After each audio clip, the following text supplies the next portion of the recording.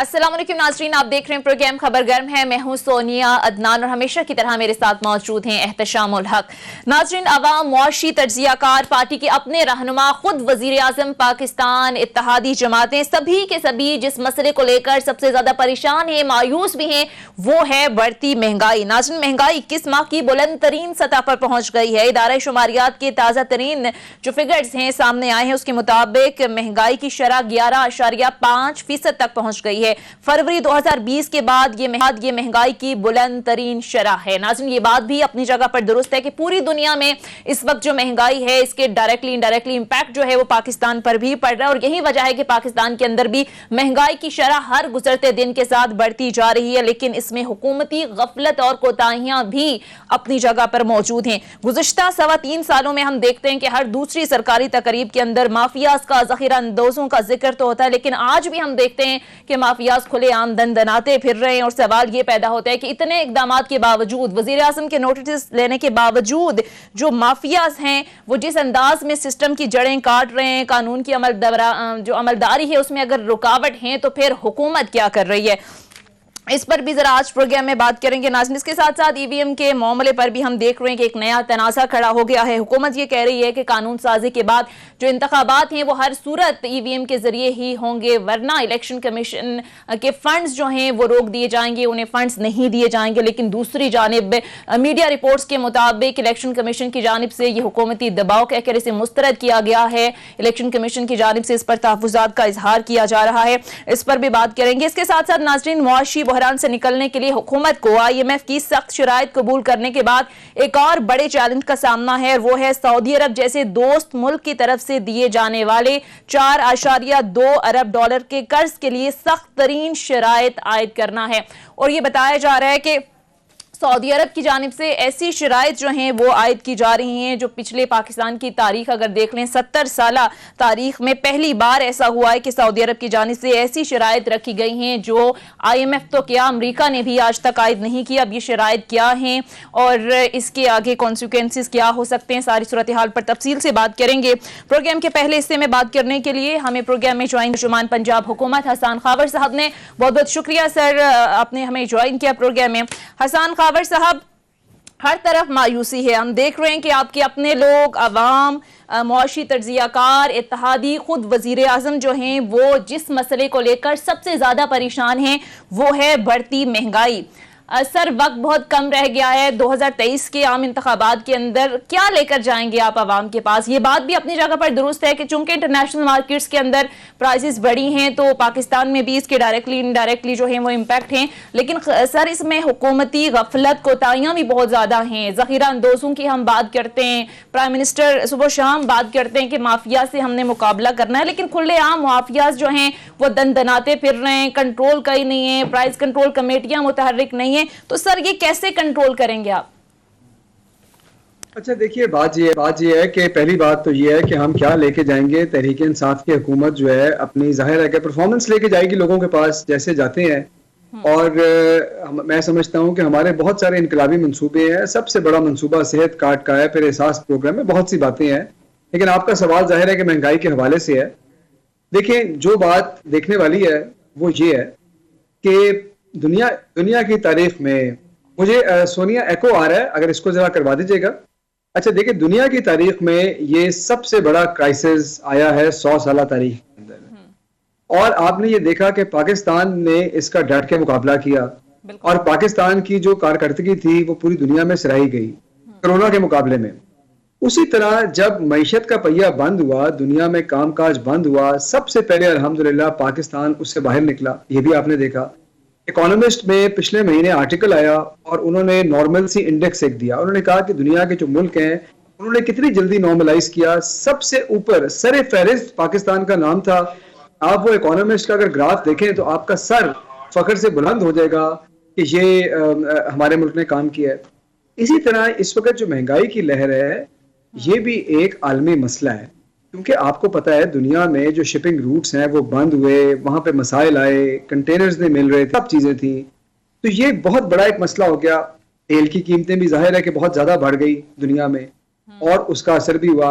और पाकिस्तान के अंदर कुछ असर इसलिए भी ज्यादा है कि पाकिस्तान में हमने बदकिस्मती से پچھلی کئی دہائیوں میں اپنی جو برآمدات ہیں ان پہ توجہ نہیں دی، اپنی صنعت پہ توجہ نہیں دی، اور ابھی بھی ہمارا بہت بڑا انحصار جو ہے وہ درآمدات کے اوپر ہے، اور ہم برآمدات پہ کم ہے، درآمدات پہ زیادہ ہے. تو ظاہر ہے کہ جب عالمی منڈی میں چیزیں بڑھتی ہیں، جب ہماری کرنسی ڈی ویلیو ہوتی ہے، پریشر پڑتا ہے، تو اس کا اثر بھی آتا ہے. لیکن میں اتنی لمبی آپ کو بات کرنے کا مقصد یہ تھا کہ جس طرح پاکستان تحریک انصاف کی حکومت نے کرونا کا مقابلہ کیا ہے، جس طرح نارملسی کو واپس لائے ہیں، معیشت کا پہیہ چلایا ہے، اسی طرح انشاءاللہ ہم مہنگائی کا مقابلہ بھی کریں گے اور عوام کے ساتھ ہے. عوام کو یہ تسلی ہونی چاہیے کہ یہ وہ حکومت ہے جس نے 100 سالہ کرائسس کا سامنا کیا، بخوبی کیا، تو وہ ان کے ساتھ ہے.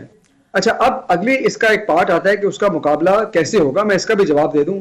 احتشام صاحب بھی بیٹھے ہیں، بڑے سینئر تجزیہ کار ہیں، پھر آپ ان سے بھی پوچھے گا. دیکھیں مقابلہ کیسے ہوتا ہے. مقابلہ یہ ہے کہ کچھ مہنگائی کے ایسے اسباب ہیں جو حکومت کی بس میں ہیں، جس طرح آپ نے مارکیٹ کمیٹیوں کا ذکر کیا، مارکیٹ انفورسمنٹ کا ذکر کیا، جو ہمارے کارٹیلز ہیں ان کے خلاف کارروائی کا ذکر کیا. اور میں آپ کو ایک کموڈٹی کے اندر بتا سکتا ہوں کہ چینی کے اندر جب مافیا نے فائدہ اٹھانا چاہا تو پنجاب میں ہم فوری حرکت میں آئے، اس کی قیمت نیچے لائے. ہم نے اپنی گندم ریلیز کی. گندم اور چینی میں بدقسمتی سے ایک اور بدقسمتی ہماری یہ ہے کہ ہمارے دو فوڈ سرپلس جو صوبے ہیں، ایک پنجاب ہے اور سندھ ہے، اور دونوں کو بھائیوں کی طرح اس میں کام کرنا ہے. اگر ایک صوبہ اس میں سیاست شروع کر دے گا تو اس کا اثر پورے ملک میں جائے گا، اور ہم نے دیکھا کہ پیپلز پارٹی کی حکومت نے وہ بھی کیا. لیکن آپ اگر پنجاب پہ دیکھیں گے اٹھا کے تو پنجاب کی پرفارمنس کمال تھی اس کے اندر کہ جتنی جلدی ہم قیمتیں نیچے لائے. صحیح. دوسرا حصہ مہنگائی کا یہ ہے کہ جہاں پہ آپ عالمی قیمتوں کو کچھ نہیں کر سکتے وہاں پہ آپ لوگوں کے لیے آسانیاں پیدا کریں. اور جو احساس راشن پروگرام ہے وہ بنیادی طور پہ ڈیزائن ہی اس طرح کیا گیا ہے کہ جو آپ کا غریب طبقہ ہے اس کے لیے آسانی پیدا ہو. ٹھیک ہے احتشام صاحب، ابھی بڑی ڈیٹیل میں بات کی حسان خاور صاحب نے. یہ بات درست ہے کہ عالمی مارکیٹس کے اندر اگر تیل کی پرائسز، پیٹرول پرائسز بڑھتی ہیں تو ظاہر ہے اس کا امپیکٹ پاکستان پر بھی آتا ہے. لیکن سر، ہم نے دیکھا کورونا وائرس کی عالمگیر وبا کے نتیجے میں بھی دنیا بھر میں تیل کی کھپت میں نمایاں کمی آئی. تیل تاریخ کی بلند ترین اس کی قیمتوں میں کمی ہے. لیکن پاکستان کے اندر یہاں پر انہیں مافیاز کا سامنا تھا، پیٹرول مل نہیں رہا تھا، پیٹرول ختم ہوتا ہے، مافیاز کو مورد الزام ٹھہرایا جاتا ہے، ادویات کی قیمتوں میں اضافہ ہوا، اس کی ذمہ داری بھی مافیاز، گندم، آٹے، چینی کی قلت کی قیمتوں پر بھی مافیاز. تو سر آپ کو لگتا ہے کہ مافیاز اس ملک کا اس وقت سب سے بڑا مسئلہ ہیں؟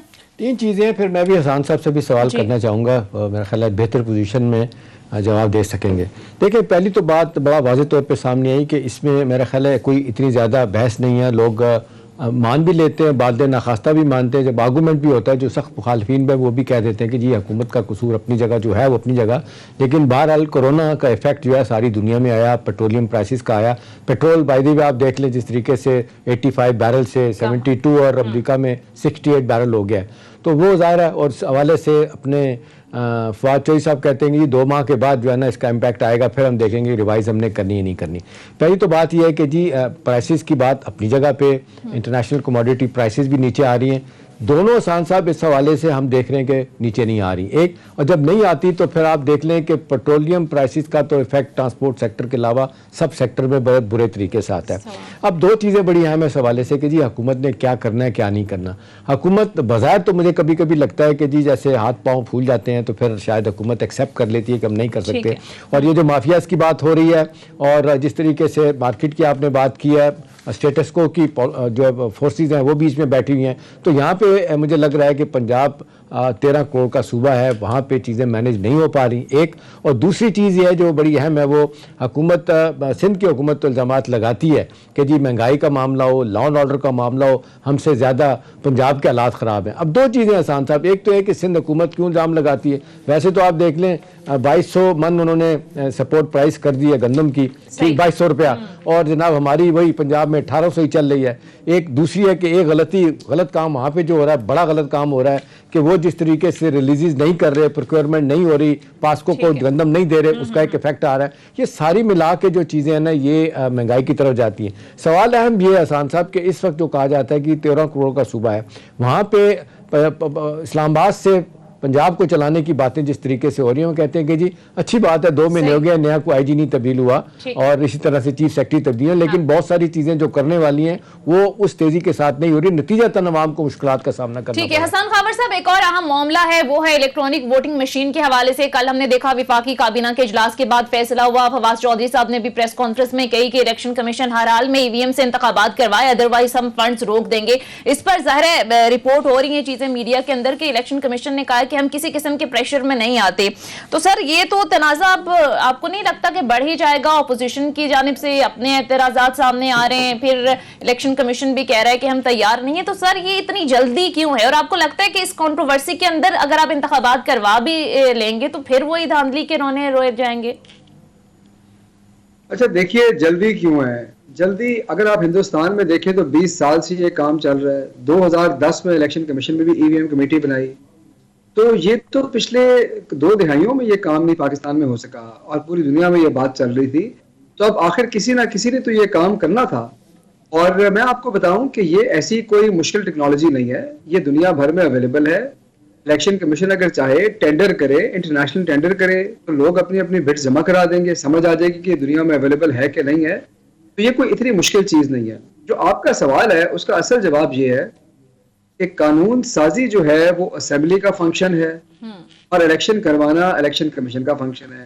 तो हुकूमत ने, आपके असेंबली ने कानून साजी कर दी है और अब ये इलेक्शन कमीशन का काम है कि उस कानून के तहत इलेक्शन करवाए जैसा कि कानून में दिया गया है। और सर इलेक्शन कमीशन की जानिब से तो ये भी कहा जा रहा है कि अब 23 माह रह गए हैं, वोटिंग मशीनों की खरीदारी से पहले, इनकी स्टोरेज की दस्तयाबी से पहले, अमले की ट्रेनिंग से पहले हुकूमत ये इलेक्शन कमीशन से कैसे मुतालबा कर सकती है कि अगले जो ज़िमनी इंतखाबात हैं वो ईवीएम से कराए जाएं? एक चीज जिसकी तैयारी नहीं है उस चीज को लेकर फिर क्यों प्रेशर बिल्ड किया जा रहा है? एक चीज दूसरी, हसन साहब ये भी बताइएगा कि जिस तरीके से लग रहा है कि इलेक्शन कमीशन बैकफुट पे गया है, जिस तरीके से पार्लियामेंट ज़ाहिर है उसको कोई चैलेंज नहीं कर सकता, पार्लियामेंट से एक चीज़ अप्रूव हो गई है, आप इख्तलाफ करें जो कुछ करें, और गवर्नमेंट अब का रिजॉल्व भी समझ उनको आ गया है। अब लोग कह रहे हैं कि जी तैयार होंगे बड़ी हद तक, 5 बिलियन रुपया इनिशियली भी दे दिया गया उनको, और इलेक्शन कमीशन के लोग ही कह रहे हैं, वो 34 पॉइंट की बात नहीं कर रहे, वो कह रहे हैं जी हाँ ये 8 लाख मशीनें हमने बनानी है, ख़रीदनी है, इंपोर्ट करनी है, इस पर मेरा सवाल आपसे है कि फिर ये तवातर के साथ हुकूमत के लोग अगर बयानबाजी करेंगे तो बड़ा दबाव में आएगा, दबाव में जब आएगा इलेक्शन कमीशन तो फिर जो अपोजिशन की पार्टीज फिर उनके साथ खड़ी होगी। तो बेहतर नहीं है कि इत्तफाक राय से इस मसले को हल किया जाए, जबकि इलेक्शन कमीशन लगता है कि हाथ होला रख लिया उसने अब? जी देखिए, एक तो जरा एको कम करवा दीजिएगा, मुझे मेरी आवाज आ रही है तो बात करने में जरा मुश्किल पेश आ रही है। अच्छा देखिए, मैं आपको चाम साहब की बात बिल्कुल ठीक है। देखिए चाम साहब, बिल्कुल मसाइल का असल हल तभी होता है जब बातचीत से, अफाम तफहीम से बात हो, और बातचीत का रास्ता तभी बंद होता है जब या तो एक साइड बात करने को तैयार ना हो या अनरीजनेबल पोजीशन ले रही हो। अब टाइम लाइन की हम मिसाल ले लेते हैं। अगर तो हुकूमत ये कह रही है, जो कि हम कह रहे हैं कि आप इस टाइम लाइन को लेके चलें, ये बहुत जल्दी हो सकता है, तो अगर तो इलेक्शन कमीशन ने कोई और टाइमलाइन बनाई हो और वो आपके सामने अपना वर्क प्लान लेके आए कि जी हमारे मुताबिक इसमें इतने महीने लगेंगे और उसकी वजह ये है कि 3 माह इस काम में लगेंगे, 4 इस स्टेप पे लगेंगे, 5 इसमें लगेंगे, तो तब आप उनसे बैठ के बात कर सकते हैं कि ये 5 महीने के काम को हम कैसे जल्दी कर सकते हैं। लेकिन अगर एक तरफ से आला सतह की 3 कमेटियां तश्कील दे दी हैं जिनका काम ये है कि वो जायजा लेंगी कि आम इंतखाबात में ईवीएम का इस्तेमाल किया जा सकता है या नहीं, और इलेक्शन कमीशन ये कहते हैं कि ये नामुमकिन तो नहीं है लेकिन मुश्किल जरूर है। तो वो कह रहे हैं कि हम कोशिश तो कर रहे हैं लेकिन हमारा सिर्फ मसला ये है कि जल्दबाजी में अगर हम करेंगे तो फिर ये नहीं मैनेज कर सकेंगे। लेकिन सोनिया, एक चीज है जल्दबाजी में करने की बात अपनी जगह, लेकिन लोग ये भी तो सवाल उठा रहे हैं कि किसी 2018 के बाद कितने जिमी इलेक्शन हुए, किसी में भी इलेक्शन कमीशन ने इसको टेस्ट नहीं किया, तो ये भी तो उन पे क्रिटिसिज्म बड़ा वैलिड बनता है इलेक्शन कमीशन में। जी हसन साहब। जी मैं इरशाद साहब आपकी बात से मुत्तफिक हूं कि देखिए 2010 में जब उन्होंने कमेटी बनाई वो 10 साल तो उसको भी हो गए। आखिर जल्दबाजी का मतलब क्या है? और देखिए, आप अगर कोई फैक्ट से बात करें, मुदल्लल बात करें, आप ये कहें कि जी हमें पहले पायलट करना था, उस पायलट में इतना अरसा लगना था, उस बात के ऊपर आप बात कर सकते हैं। लेकिन अगर हम एक थोड़ा वेग और मबहम बात करते रहें कि जी इसमें तो बड़ा वक्त लगेगा, तो फिर ये इस तरह का आर्गुमेंट काबिल कबूल नहीं है। दूसरी बात ये है कि पायलट की जब हम बात करते हैं, देखिए दुनिया में गाड़ी को इजाद हुए बड़ा अरसा हो गया, इलेक्ट्रिक व्हीकल्स पूरी दुनिया में आ गई। अब पाकिस्तान में जब बिजली की गाड़ियां आती हैं तो हम ये तो नहीं कहते कि जी हमें तो पहले पायलट करना होगा उसको, फिर हम देखेंगे। دنیا میں وہ ٹیکنالوجی اویلیبل ہے, وہ استعمال کر رہی ہے, ہم نے وہاں سے جانا ہے, پروکیور کرنا ہے اور اس کو یوز کرنا شروع کر دینا ہے. ٹیلی فونوں کا بھی یہی ہے, کبھی آپ نے سنا کہ نیا ٹیلی فون آ رہا ہے یا نیا آئی پیڈ آ رہا ہے یا لیپ ٹاپ آ رہا ہے, اس کو آپ پائلٹ کریں گے. یہ ٹیکنالوجی دنیا نے پائلٹ کر کے اس میں کمال حاصل کر لیا, یہ اویلیبل ہے, اس کو آپ لائیں اور استعمال کریں. کر سکتے ہیں. اگر احسان کسی صاحب ایک اور کرٹیسزم بھی میں چاہتا ہوں, وقت کم ہے, زیادہ سے زیادہ آپ سے سوالات کر لیے جائیں. لوگ یہ اپوزیشن کے لوگ یہ کہہ رہے ہیں کہ جی حکومت جو ہے وہ اندرونی محاذ پہ کامیاب نہیں ہوئی, چاہے لا اینڈ آرڈر ہے, چاہے پرائسز ہیں, کچھ سیکیورٹی کے ایشوز ہیں. وہ کہتے ہیں کہ سارا اب حکومت کو نظر آ رہا ہے کہ جی 80-85 لاکھ اوورسیز پاکستانیز ہیں, ان کے سر کے اوپر جو ہے نا ووٹ لے کے تو جیتا جائے. آپ کو لگتا ہے یہ اپوزیشن کا کرٹیسزم کس حد تک ویلڈ ہے, اگرچہ ساری تینوں بڑی پارٹیاں اپنے مینیفیسٹو میں کہہ چکی ہیں کہ جی ان کو ووٹ کا حق ہونا چاہیے؟ ارشاد صاحب, بات یہ ہے, اردو کا ایک محاورہ ہے, انگور کھٹے ہیں, اور مجھے اپوزیشن کی بات کے اندر یہ محاورے کی جھلک نظر آتی ہے. اس کی وجہ یہ ہے کہ یہ ہمیشہ یہ بات کرتے رہے کہ ہم نے غیر ملکی جو ہمارے پاکستانی ہیں ان کو ووٹ کا, جو غیر بیرون ملک مقیم پاکستانی ہیں ان کو ووٹ کا حق دینا ہے, اور جب دینے کی باری آئی تو وہ ان سے بدک کے بھاگ گئے, وہ ڈر گئے. اچھا آپ یہ دیکھیں کہ ابھی ہم نے پہلے تھوڑی سی بات برآمدات کی, ہمارے ملک کو چلانے والے ہمارے بیرون ملک مقیم پاکستانی ہیں, ان کی ترسیلات کو ہم استعمال کرتے ہیں, ہم چاہتے ہیں وہ ریمیٹنس بھیجیں, ہم انہیں کہتے ہیں بھائی آپ حوالہ ہنڈی نہ کریں. 27 billion dollar all time high ہماری ریمیٹنس ہوئی ہیں جی اس دفعہ, آل ٹائم ہائی ہماری ریمیٹنس ہے. میں آپ کو اپنا ذاتی رائے بتاؤں, ان کو ڈر یہ ہے کہ ابھی آپ نے دیکھا کہ NA133 کی ویڈیوز آئی ہیں, بیرون ملک مقیم پاکستانیوں کو قیمے کے نان, بریانی کی پلیٹیں اور 2000 دے کے خریدا نہیں جا سکتا.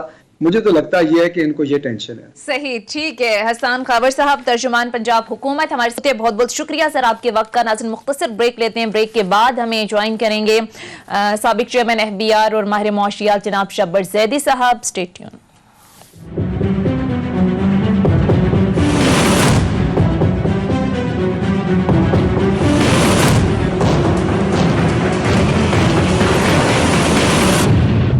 بریک کے بعد خوش آمدید. ناظرین, معاشی بحران سے نکلنے کے لیے حکومت کو IMF کی سخت شرائط قبول کرنے کے بعد ایک اور بڑا چیلنج درپیش آ گیا ہے, وہ ہے سعودی عرب جیسے دوست ممالک کی جانب سے بھی قرض دیا جا رہا ہے اور اس پر بھی کڑی شرائط لگائی جا رہی ہیں. اسی معاملے پر بات کرنے کے لیے ہمیں جوائن کر چکے ہیں سابق چیئرمین FBR اور ہمارے معاشیات جناب شبر زیدی صاحب.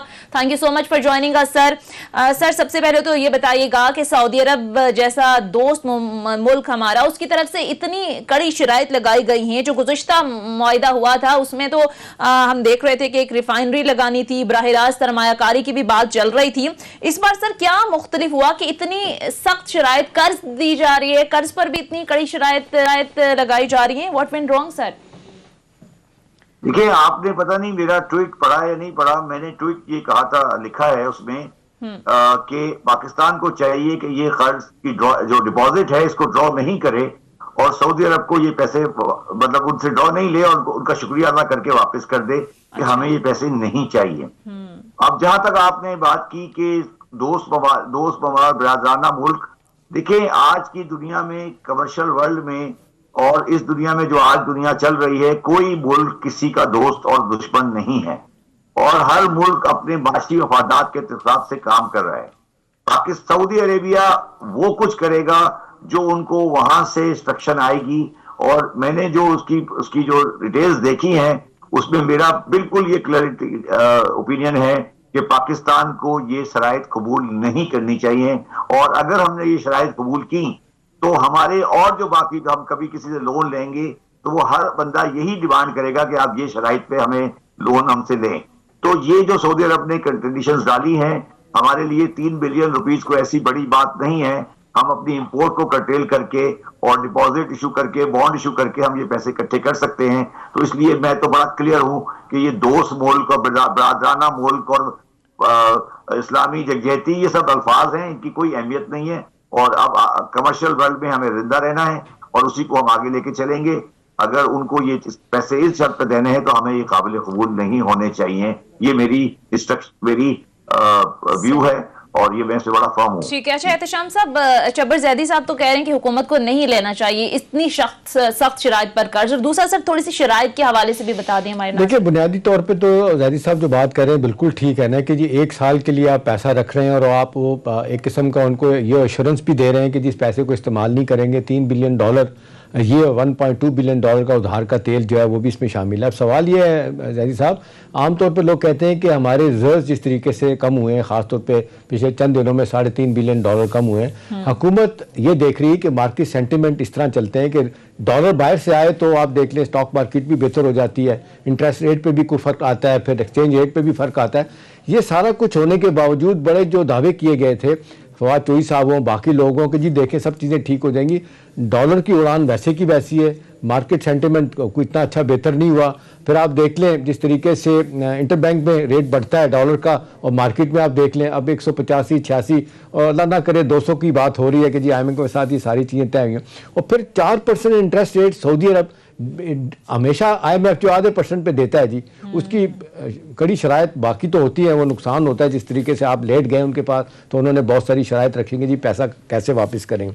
صاحب میرا سوال آپ سے کہ جی یہ تو بات ٹھیک ہے کہ حکومت کو آپشن وے کرنے چاہیے تھے، چلیں اگر فرض کریں کہ حکومت کو یہ پریشانی تھی کہ جی ڈالر نیچے نہیں آ رہا، انفلوز ہمارے نہیں ہیں، تو یہ پیسہ لیا گیا اور بڑی جس کو کہنا چاہیے کہ بڑے ببانگے دول یہ باتیں کی گئی اور یہاں تک کہا گیا کہ جی سب اچھا کی رپورٹ ہو جائے گی. مطلب یہ جو شرائط جس طریقے سے سامنے آئی ہیں، ان شرائط کی وجہ سے معاملہ خراب ہو گیا. اب سوال یہ ہے کہ یہ پیسہ رکھ کے کیا کریں گی، اور اس پہ 4% انٹرسٹ آپ نے اس کو استعمال بھی نہیں کرنا، اور پھر IMF سے جو پیسہ لے رہے ہیں وہ تو پہلا قرض اتارنے کے لیے سب کچھ ہو رہا ہے. تو سوال زیدی صاحب یہ ہے کہ اپنے ریسورسز جس کے لیے آپ نے بھی بڑی لڑائی لڑی، پھر آپ FBR سے چھوڑ کے بھی آگے باہر، اس طرف توجہ نہیں ہے بالکل حکومت کی، صرف یوں لگ رہا ہے کہ قرضے پہ قرضے لے کے ڈے ٹو ڈے بنیادوں کے معاملات چلانا یہ ملک کے لیے کتنا خطرناک ہے؟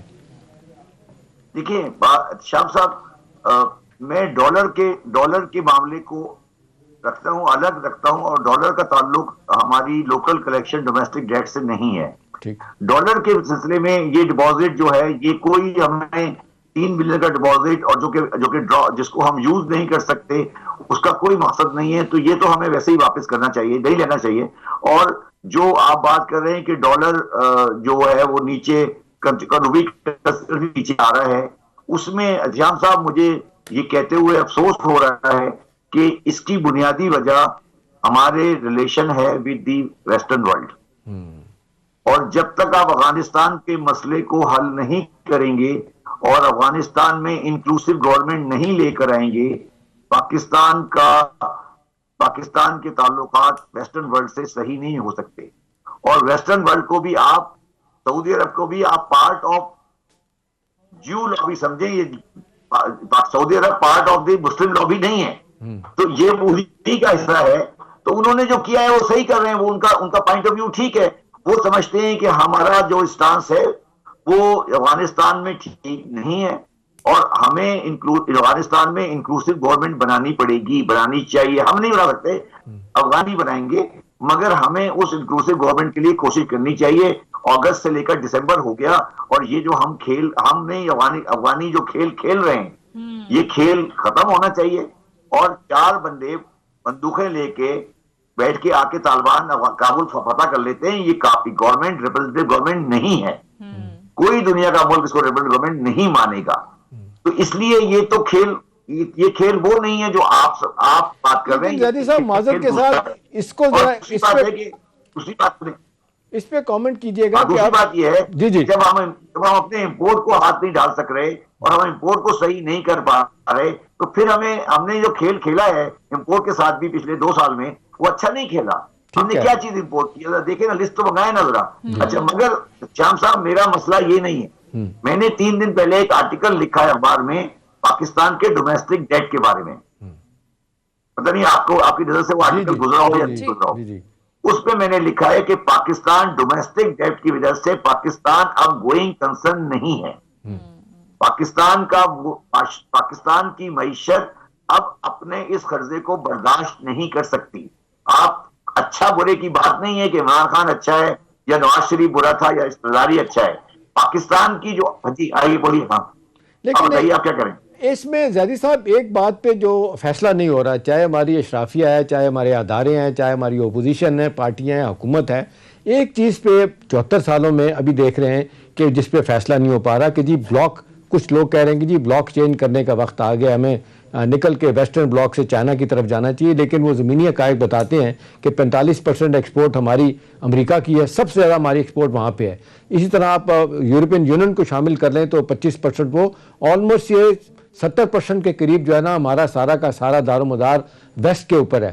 ابھی لوگ کہہ رہے ہیں کہ جی چائنا کے ساتھ بڑھائیں، چائنیز ٹھیک ہے وہ طریقے سے مدد کرتے ہیں، کیش نہیں دیتے، اور جس انداز سے وہ ان کی کمپنیز آپریٹ کرتی ہیں، ابھی آپ دیکھ لیں عمران خان صاحب کو سوری کر کے واپس آنا پڑا، 1.5 سال سی پیک لیٹ ہوا، لیکن وہی جو بات ہوئی تھی کہ جی انٹرسٹ ریٹ کم کریں، کمپنیاں کریں گی، وہ نہیں کم کیا انہوں نے۔ تو میرا سوال آپ سے کہ جی یہ پولیٹیکل اکانومی، پولیٹیکل کوسچن بن گیا ہے کہ ہماری اکانومی کا سٹرکچر سارا وہ ویسٹ کے اوپر ہے، ویسٹرن ہے، ہمیں ایک ہاتھ دھکیلا جا رہا ہے چائنیز بلاک کی طرف، لیکن زمینی حقائق اس کے خلاف ہیں، پروسیس میں ہر چیز جو ہے نا وہ سفر کر رہی۔ جی دیکھیے شیام صاحب، اگر کوئی بندہ یہ سمجھتا ہے کہ پاکستانی اکنومی امریکن انفلوئنس سے الگ ہو کے زندہ رہ سکتی ہے تو وہ پاکستان کی اکنومی کو نہیں سمجھتا۔ ٹھیک، پاکستان کو امریکہ کے ساتھ مل کے رہنا ہے، ہم امریکن اکنامک آرڈر کا حصہ ہیں، چائنیز اکنامک آرڈر نام کی کوئی چیز دنیا میں ایگزسٹ نہیں کر سکتی ہے، کوئی چائنیز بلاک نہیں ہے۔ یہ بیوقوفی والی باتیں ہیں، یہ صرف لوگوں کو کنفیوز کرنے والی باتیں ہیں۔ Pakistan should be a part of the American lobby, American interest, اور ہمیں اپنا انٹرسٹ دیکھنا ہے کہ ہم اگر اپنی ایکسپورٹ کو 30 سے 40 بلین کرنا چاہتے ہیں تو مجھے بتائیں 10 بلین کا خریدار کہاں سے آئے گا؟ چائنا سے آئے گا۔ اگر کوئی کہتا ہے چائنا سے آئے گا تو اس کو جائیے جا کے خودکشی کر لے، اس کو پتہ ہی نہیں کہ پاکستان کی اکنومی کہاں کھڑی ہے۔ تو پاکستان کی اکنومی کا کوئی تعلق چائنا کے ساتھ اس شکل میں نہیں ہے۔ ہمیں یہ غلط فہمی دور کر دینی چاہیے۔ ایک چیز اپنی دماغ سے غلط فہمی دور نہیں کرتے، ہم بلا وجہ کی باتیں کرتے رہتے ہیں، اور پھر آ کے ہم ہر 10 سال بعد امریکہ سے جھگڑا کر لیتے ہیں، پھر ہم اس کو ناراض کرتے ہیں، پھر ہم اپنے بلا چیزیں لے کر آتے ہیں، پھر ہمیں اس کی سزا ملتی ہے، پھر سزا بھگتنے کے بعد عوام پھر سامنے آ جاتی ہے۔ یہ پنشمنٹ آپ بھگت رہے ہیں اپنے کردار کی۔ زاہدی صاحب ایک چیز بتائیے گا کہ یہ جو اب سارا معاملہ اتنا خراب ہو گیا ہے، بڑے سارے لوگ کہہ رہے ہیں کہ جی سب کوارٹرز میں یہ بات ہو رہی ہے، آفیشیل اور آفیشیل کوارٹرز میں، کہ پرائم منسٹر کے ایبسولوٹ ناٹ کے بعد بڑے نقصانات ہوئے، بائیڈن صاحب نے انہیں نہیں بلایا، ہمارے بیک کرتے رہے فارن آفس کے لوگوں کی ملاقات آج تک نہیں ہوئی، سال ہو گیا ہے۔ اب یہ آپ کو کیا لگتا، کچھ لوگوں کا خیال ہے کہ ہمیں خاموش سفارتکاری کی طرف جانا چاہیے تھا، ہم نہیں گئے، چاہے سی پیک کے مسئلے پہ ہمیں دباؤ ڈال لیں، ہم نہیں نکل سکتے تو ہم کنونس کریں، لیکن جس طریقے سے ہم نے ببانگے دھول اور بیان بازی کر کے اپنا معاملہ خراب کیا، آپ کو لگتا ہے کہ وقت آ گیا کہ ابھی بھی سفارتکاری خاموش شروع کرنی چاہیے؟ احتشام صاحب، بات یہ نہیں ہے، بات یہ ہے کہ میں اس وقت سوچ سکتا ہوں نا کوئی اور چیز جب مجھے آلٹرنیٹ نظر آئے۔ ٹھیک، اگر میرے پاس آلٹرنیٹ ہے ہی نہیں، میں نے ہر ارتھمیٹک کر کے دیکھ لی، میں نے ہر کیلکولیشن بنا کے دیکھ لی، میرے پاس آلٹرنیٹ نہیں ہے۔ میں اس دنیا میں رہ رہا ہوں جہاں پر پاکستان کا بنیاد کھڑا ہے ایکسپورٹ کے اوپر اور ریمیٹنس کے اوپر۔ دونوں چیزیں، ریمیٹنس اور ایکسپورٹ، ان لوگوں سے آتی ہے جو امریکن انفلوئنس لوگ ہیں۔ اب آپ کہہ رہے ہیں کہ میں امریکن انفلوئنس لوگوں سے الگ ہونا چاہتا ہوں کیونکہ میری غیرت بہت زیادہ ہے، مجھے بھی بڑی شرم آتی ہے کہ امریکن کے سامنے مجھے ذلیل ہونا پڑتا ہے۔ میں تو وہ آدمی ہوں جس کا لڑائی ہوئی تھی IMF کے ہیڈ کے ساتھ، میں نے کہا آپ میرے ساتھ ایکول ٹرم میں بات کریں، میں تو اس طریقے کا آدمی ہوں۔ مگر جب میرے پاس کھانے کو روٹی نہیں ہے تو پھر مجھے جا کے اگر بھیک مانگنی ہے تو بھیک جو مانگتا ہے اس کے پاس پھر انا نہیں ہوتی، اور پھر وہ جا کے بلا وجہ کی باتیں نہیں کرتا۔ اب میرا جو بات صاحب بڑی سمپل سی بات یہ ہے کہ آپ کو یہ پتا ہے کہ ہماری ایکسپورٹ اور ریمیٹنس دونوں امریکن انفلوئنس کی کنٹری سے آنا ہے۔ اب آپ مجھے یہ سمجھا دیں کہ آپ ان کے ساتھ بلا وجہ کا جھگڑا کیوں لینا چاہتے ہیں؟ آپ کیوں چاہتے ہیں کہ کابل میں حکومت جو ہو وہ طالبان کی آ جائے اور دوسری گورنمنٹ نہیں آئے؟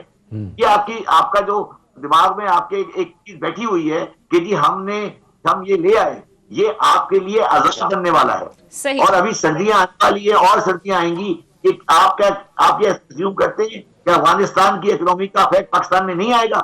ہم کس دنیا میں بیٹھے ہیں؟ اور ہماری یہ بلا وجہ کی جو ہماری جو سوچ ہے یہ ختم نہیں ہو رہی۔ پالیسی کو تبدیل کرنے کی ضرورت ہے۔ مختصر بریک کے لیے کہا جائے، ایک سے جب واپس آئیں گے تو شبر زیدی صاحب سے گفتگو کا سلسلہ جاری رہے گا۔ Stay tune.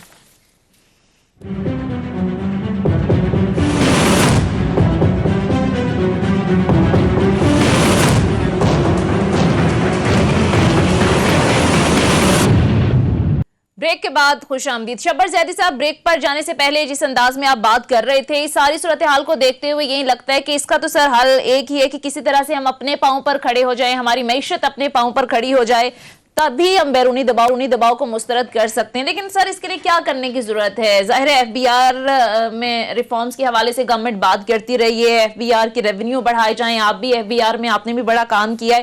اب سر حکومت یہ کلیم کر رہی ہے کہ 5 ماہ میں اہداف سے زیادہ ہم نے ریونیو حاصل کر لی ہے. سر آپ کو کیا لگتا ہے جو ٹارگٹ ہے وہ اچیو کرنے میں کامیاب ہو پائے گی, اور مزید کیا کرنے کی ضرورت ہے؟ دیکھیں بات یہ کہ جو ایف بی آر کا معاملہ ہے وہ روپی اکاؤنٹ سے ریلیٹ کرتا ہے. تو پہلے تو جیسا میں نے پہلے کہا, پہلے تو ہم اپنا ڈالر اکاؤنٹ سیٹل کریں, کیونکہ ڈالر اکاؤنٹ میں جو آتا ہے کمی آتی ہے, اس کی وجہ سے ہم آئی ایف میں گئے ہیں اور ہمیں پرابلم آتی ہے. تو ہمیں ڈالر اکاؤنٹ سیٹل کرنا پڑے گا. ڈالر اکاؤنٹ سیٹل کرنے کے لیے ہمیں امیڈیٹلی اپنے امپورٹ کے بل کو ریویو کرنا پڑے گا, کیونکہ امپورٹ کا بل جو ہے ہمارا جو انورٹ کا بل ہے ایکسپورٹ کا اور ریمیٹنس کا, اس میں ایک لمیٹیشن ہے, وہ ایک سرٹن سے آگے سٹیج سے نہیں بڑھ سکتا. اگر ہمارا امپورٹ کا کرنٹ اکاؤنٹ ڈیفیسٹ ہمارا جو مجھے نظر آ رہا ہے ہمیں 4 مہینے میں 5 بلین ہے, اگر یہ 15 ہو جاتا ہے تو پاکستان خطرے کی شکل میں چلا جائے گا. اگر یہ 10 رہتا ہے تو سمجھ لیں کہ عمران خان کی گورنمنٹ کامیاب رہتی ہے. اگر یہ 10 رہتا ہے, تو اگر 10 سے کراس کرتا ہے تو یہ حکومت کے لیے پریشانی ہو جائے گی, اور ہمیں سب کو کوشش کرنی چاہیے کہ یہ 10 پہ رہے اور 10 سے آگے نہیں بڑھے.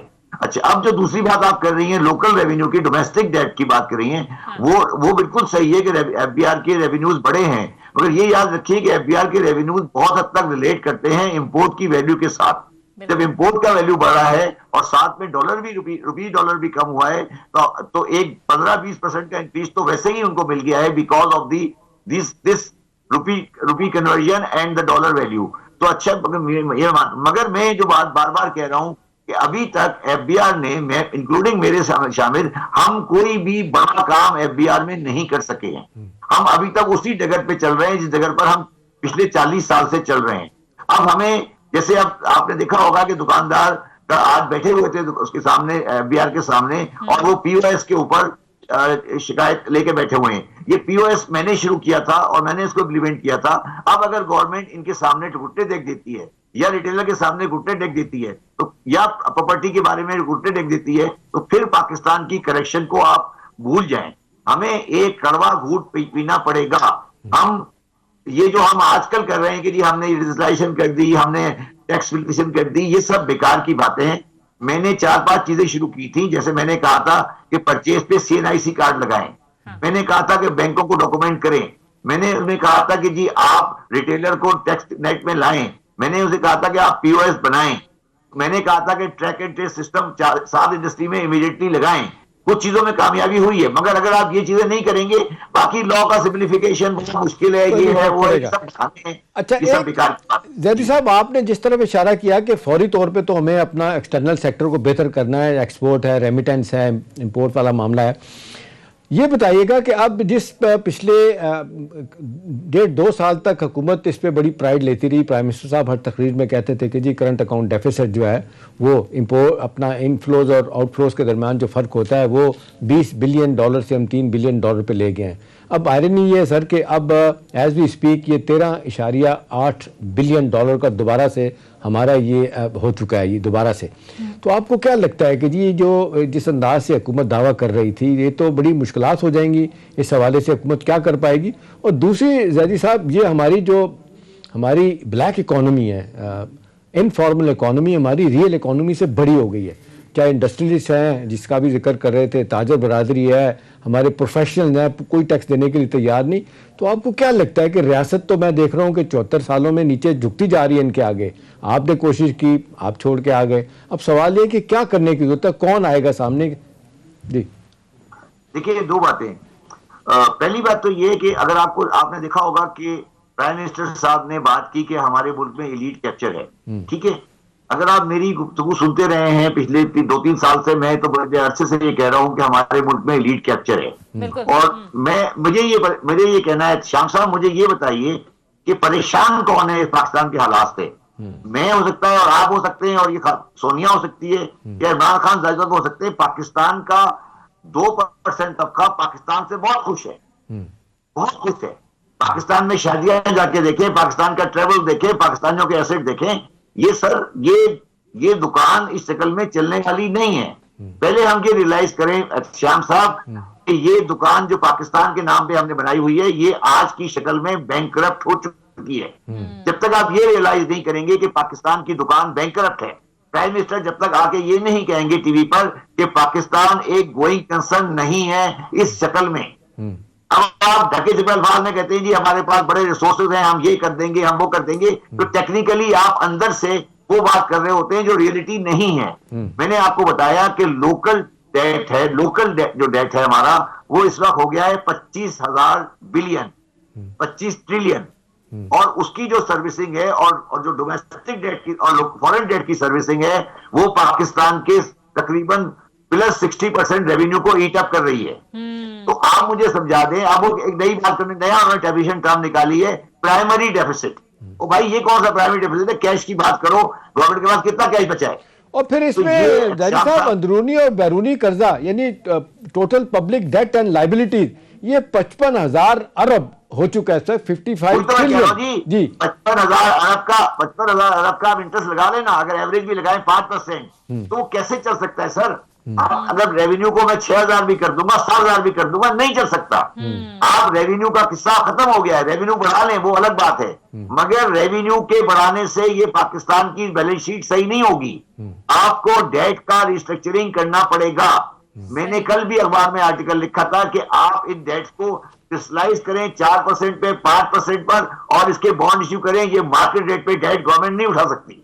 اب ٹھیک ہے میں اکنامسٹ نہیں ہوں, میں اکاؤنٹنٹ ہوں, میری سمجھ کم ہے, مگر مجھے سمجھ نہیں آ رہا 70 سال سے یہ اکنامسٹ کیا کھیل رہے ہیں. پھر مجھے تو کوئی چیز صحیح نظر نہیں آتی.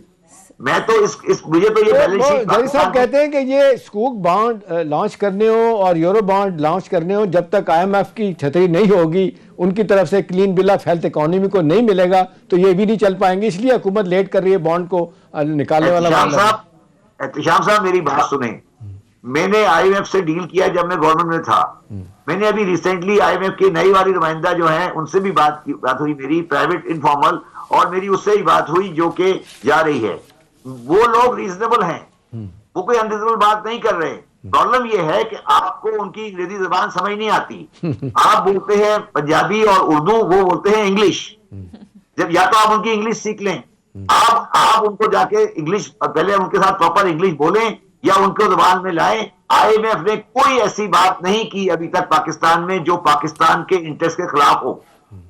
مجھے مگر اب یہ اگر آپ نے یہ کہانی پیش کرنی ہے کہ جی ہم تو کرنا چاہتے ہیں, آئی ایم ایف نہیں کرنے دے رہا, تو پھر تو یہ آپ لوگوں سے جھوٹ بول رہے ہیں نا جی. اگر آئی ایم ایف یہ کہتا ہے کہ ٹیکس کا ریٹ بڑھائیں تو کیا غلط کہتا ہے وہ؟ اگر آئی ایم ایف یہ کہتا ہے کہ جی آپ سنگل ٹریجری اکاؤنٹ کو امپلیمنٹ کریں تو کیا غلط کہتا ہے وہ؟ اچھا, تو بات یہ شیام صاحب کہ ہمارا پرابلم یہ ہے کہ پہلے ہم اپنے گھر کی حیثیت کو, اپنی اوقات کو, اپنے ادوار کو نہیں دیکھ سکتے. اپنی پالیسیز کو آپ کہہ رہے ہیں کہ بہتر کرنے کی ضرورت ہے. بہرحال پروگرام کم ہو چکا ہے. بہت بہت شکریہ سابق چیئرمین FBR شبر زیدی صاحب پروگرام میں ہمارے ساتھ موجود تھے. احتشام صاحب آپ کو بھی شکریہ. ناظرین یہ تھا ہمارا آج کا پروگرام. فیڈ بیک ضرور دیجیے گا. اگلے پروگرام تک اجازت دیجیے. خدا حافظ.